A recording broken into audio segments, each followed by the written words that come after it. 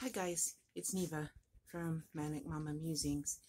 If this is your first time watching me, I talk about crochet, I talk about mental health, I ramble, um, I do other crafts, I talk about my family. Yeah, so let me get this. Is that better? Okay. This is a musing video.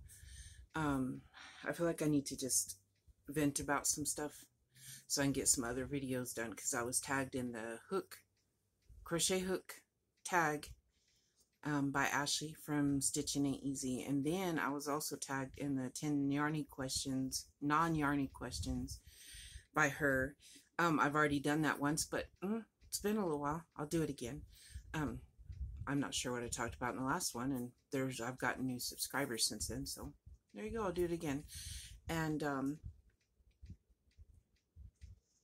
some stuff went on. I think I did my movie and stitch video, and I told you that I had lost someone very close to me. So that's kind of what I'm going to talk about today, and then some catch up on other stuff. So, and I was going to save this video for tomorrow for Mental Health Monday, but I might try to do something special for that tomorrow. So we're doing this today.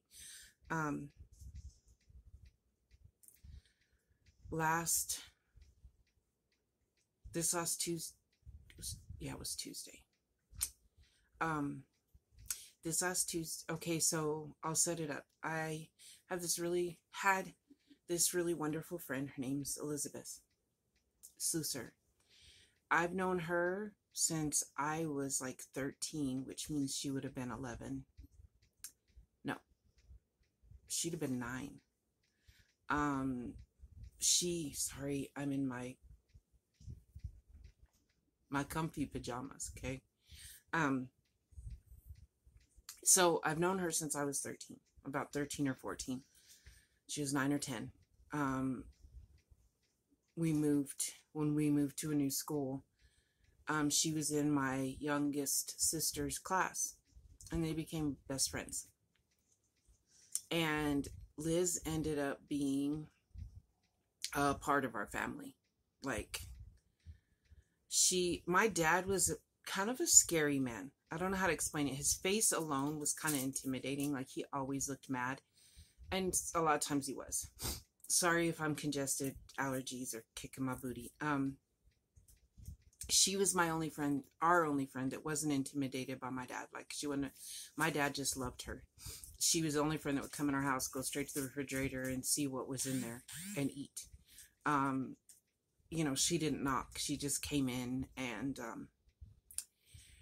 so she got pregnant 15 or 16, and she ended up dropping out of school. So her and my sister grew apart because my sister was doing high school stuff, you know, playing sports and proms and stuff like that. Well, I moved back home to my parents a lot, and so her and I became very good friends, and I have so many crazy stories. She was one of those people that I could be stone cold sober and we would laugh and laugh and laugh for hours together. Like, just, I don't know how to explain it except for that I don't know. She just was one of my very, very, very best friends. I considered her my little sister because I'd known her since she was a child. And so not this last week that ended, the end of today. The week before, I had gotten a call from her sister, Amy. Okay, about a month ago, she went to Hereford, and because she had a minor stroke, a mini stroke, whatever you call it. Well, they sent her home with blood thinners and telling her she was gonna inevitably have a big stroke. Okay, massive stroke. I'm gonna keep my opinions on what the hospital did to myself, or try to. She went home and she just felt awful. Like, they didn't send her to a bigger hospital. This is a little small town hospital. To me, if you're that sure, okay, maybe I'm not keeping my opinion, you should send her to a bigger hospital. This is a small town hospital. They send her home, and I message her, And she was like, I'm not going to live through this. Pretty much is what the message said. And I was like, no, we already talked about this. And after my mom died, I told all of you people no one was allowed to die before me. That I wasn't going to go through that with someone I dearly love again. Okay? Because I thought, well, she's just not feeling good. And you know how when you feel bad, you are going through stuff like everything just seems hopeless. And I was like, should I come see you? And she goes, I don't really feel like company. I was like, okay, that's fine. And I didn't hear from her much. And, you know, I was busy with life. And then I get a phone call. Well, I get a message, and I don't remember who it was from, that she had had a massive stroke and been sent to a bigger hospital. So I'm like, should I come visit? And they're like, well, they're not really letting a lot of people in right now. I was like, okay. And I'd had my COVID shot and I wasn't feeling very good, and my first one. And so I was like, okay.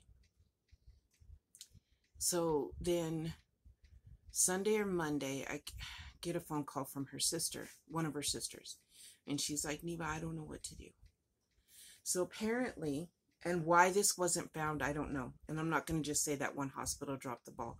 A whole lot of people dropped the ball because she was sick and tired and feeling awful for a long time. So why this didn't show up in blood work or something, I don't know. But so she said they found leukemia, and they believe that's what caused the stroke because they did more tests, and there's a tumor on her heart caused from the leukemia. It's a very rare form of leukemia, and one of her carotid arteries is completely occluded. They believe this is what caused the stroke.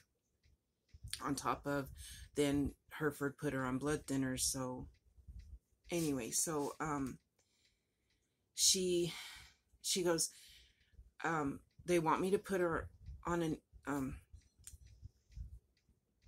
intubate her. And she says that's not what she would have ever wanted, but she said that's to put her on chemo. They need her her to be intubated to be able to bombard her with chemo to hopefully get the leukemia under control, so that then they can start working on all the other stuff. And she said the doctor explained it to me as, would she want to be, you know, intubated for surgery? And, you know, of course her sister said yes. And well, that's essentially what we're doing. There's no we're doing chemical surgery. We're trying to kill the cancer. So she said yes. And she was, but Neva, if she comes out of this and she is very limited to what she can do, she's going to be mad at me. And I said, I believe she would make the same decision for you. So just think of it that way. And of course she has a husband, so it was in his hands too, but I think they were kind of brainstorming and trying to decide what to do. Amy said, well, I let him intubate her. And I was like, okay, do I need to come? And she goes, well, she says, let's give it a couple days. Since, you know, they're bombarding her with chemo and stuff. I'll let you know when they're really letting people visit. Okay, so it was the very next day. It was Tuesday. So Monday's when Amy called me. Tuesday, I get a phone call. Well, she had tried to call me, I guess, early that morning, but I was asleep. And then I get a phone call from Liz, one of Liz's grown daughters. And she's like, Neva. And I was like, what? And I knew if Dylan was calling me, it was bad. Because she was calling me on Messenger. We don't even have each other's phone numbers. She said, Neva. And she's crying already. And I'm like, what? And she goes, Mama is not going to make it. Sorry, guys. I'm not doing this for y'all to feel sorry for me. I have a reason for it at the end. And plus, so, she said, Mama's not going to make it. They started the chemo. And she got a major brain bleed and there's no brain activity. And I was like, okay, what do you need? It's just, I don't know. And at first I wasn't going to go. Because after watching my mom die, I was like, I'm not going to go just to watch somebody die. And I've seen her within the last, well, couple months. So it's not like I haven't seen her. But my friend Lisa, because Lisa was very close to her also. Lisa calls me. She's like, we're going to Amarillo. And I was like, what? And she goes, we're going to Amarillo. And I was like, okay. She said, I think Amy needs us. That's her sister. So I was like, okay. So we get up there. And of course, her eyes aren't even open. she was for a while able to squeeze your hand and look at you, but by the time we got there, there was nothing. And I'm listening to all the medical stuff, and her husband, I felt so bad. So she's got 3 older kids that aren't with her husband, and then they had 4 kids together that are still at home, 15 and under. And he goes, she's my best friend. I don't know how to do this without her. And I was like, I'm so sorry.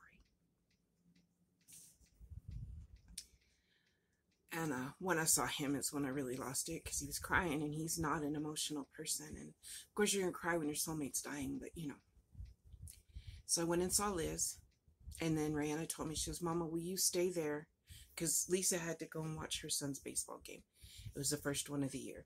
She goes, Mama, will you wait there? I'm heading there after work. And I was like, I'll try. So Lisa took me to the mall because my nephew and his girlfriend were at the mall. They were in the same town as I was. And so I went and hung out at the mall with them for a while. And then Rihanna picked me up from the mall.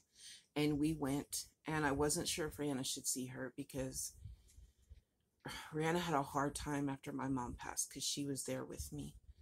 In case you don't know, Rihanna's my oldest daughter. And so, but she insisted she wanted to go and say goodbye to Liz and see Liz's daughter, Dylan. And Dylan was in there with Liz. So we went in and we both said our goodbyes. And then they said, okay, well, we're going to call the doctor to come and take the intubate, take the tube out. It was making her breathe. And I think part of me was like, she's so stubborn that she's just going to start breathing. This is not going to be real. But I couldn't stay to watch it. I was like, and Rihanna, I knew couldn't. She goes, I got to go. So we left. We went and ate, at a Asian buffet, because her fiance doesn't like Asian. So she doesn't get to eat there very often. And of course her and I both love it. So we went and had a nice meal and talked about Liz and, you know, memories and stuff, and kind of like decompressed before we headed home. And I was glad I was there with my daughter. I'm glad my daughter came. I have to say that she's such an amazing, strong woman. She's my backbone sometimes. So of course, Liz didn't start breathing on her own. They're doing her memorial service on Friday. Lisa is setting up some raffles. I've got a lovey that I'm going to donate to be raffled, and then I want to make a couple other things to be raffled. They're accepting donations for raffles, and then when I get some raffle tickets, I'll let y'all know what's being raffled. I'll try to put pictures or something, and if you want to buy some raffle tickets, it's helped to cover expenses for her husband and the kids. I did go by Friday to her husband's, because they lived in the same town as my nephew, and I took some groceries and toilet paper, because you can always use toilet paper, because I didn't know what else to do. His mom lives in Canada. He's from Canada, and she had come. She didn't make it before they took her off the ventilator, but that's the word I was looking for all this time. But she's helping him with the kids, and she took them to go to Amarillo to Synergy, which is like it's where I went for my birthday, for them to burn off some energy and to just not be in the house thinking sad stuff, because she's everywhere. She bred dachshunds, and of course her dogs are, you just get the idea. All her memories are everywhere. So, and Peter had waited for me and then was going, and he asked me if my nephew would speak at the memorial service, because my friend wasn't religious, so they want somebody that has kind of the same belief system as her, so they're not throwing stuff in there that she wouldn't want. And so I told him I'd ask him, and of course my nephew said yes. So Friday is the memorial service. I just want to tell you that if you don't feel good, this is like me with my lupus. I felt bad for so long, and my GP, don't get me wrong, she has done tests and all this, and she did listen to me. But like other doctors I've seen didn't ever run tests. They didn't ever do what they needed to do. You know what I mean? So, but with Liz, she went to doctor after doctor, feeling awful. And oh, and I really think they just thought it was all in her head. Well, it wasn't in her head. You don't get a stroke because your brain convinced you were going to have a stroke. Just please keep pushing. Whether it be someone you love or it's you. If you know something's wrong, doctors aren't gods. And yes, you can pray for healing, but keep pushing that they test you. I mean, how long could she have had leukemia that she got a tumor on her heart? And you know what I mean? Just keep on. Go to different hospitals. Go to different doctors if you know something's wrong. I don't know if Liz would have wanted to go through chemo and stuff. I don't know. But I do know my friend is gone. And nothing's going to bring her back, but something might have made her better before she got that bad. So this is just kind of me telling you, please take care of yourselves because I love you. And letting you know, I'm sure a lot of people have stories of somebody that the doctors just blew them off. My friend will forever be missed. She has children. Her youngest is, I think, 9. And she was raising a granddaughter that was 9. She has grandbabies that, you get the idea.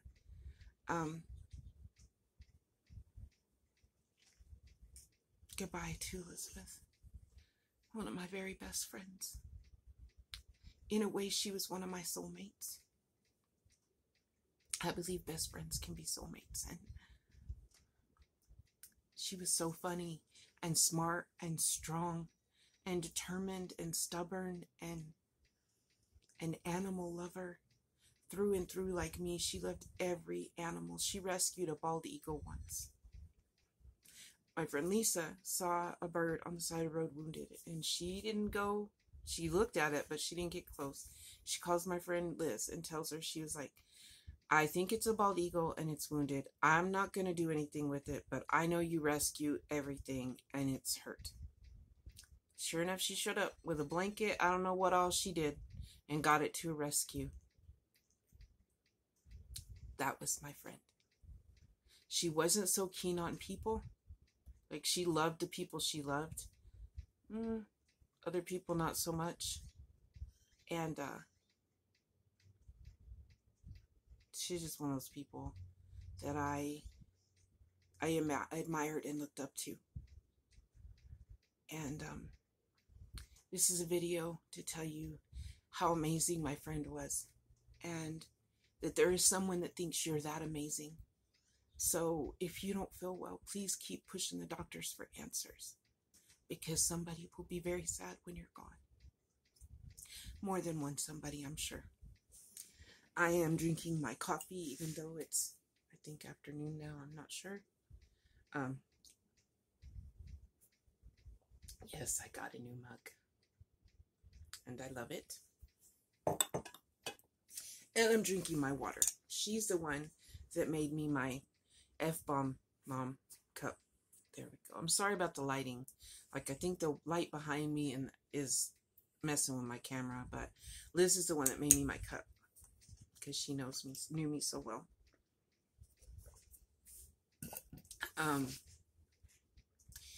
And I am so sad because I kept saying I was going to make a video with her, and I didn't. And I would have that video to watch. So from now on, when something tells me to make a video with somebody, I'm going to. In fact, this evening we're going to a cookout at my friend Marilyn's. And if she'll let me videotape her, I'm going to put her in my video. Because then I have video. I do have some video of Liz in my birthday video bowling. So I have that. But I don't have her voice. So anyway, I didn't mean to depress you. Just please get your checkups. And if you feel like something's wrong, then keep pushing and keep seeing different doctors. My doctor, my GP, thank goodness, takes me seriously. He knows if I don't feel well, She does blood work, and if she can't find an answer, she sends me to somebody else. I'm very blessed in that way. Not all doctors are like that. So yes, and I'm going to tell you I love you. I have quite a few more videos to do. Tomorrow is Mental Health Monday, and do my very best to do my mental health video and show you my mood rug, which I have to catch up some days on because I slept a few days. And yeah, just so you know, also, you don't have to be wounded physically to need to recover from something. And I'm still recovering, still healing, I guess, from the loss of my friend, sorry. So, yeah, love y'all. Please take care of yourselves and be safe. I'll be back later. I don't know if I'll still be in my pajamas. I was going to do a garden with me video, but right now the wind is blowing way too hard, and my allergies already are terrible. So, there's gnats everywhere because of my plants, y'all. Love you. Bye.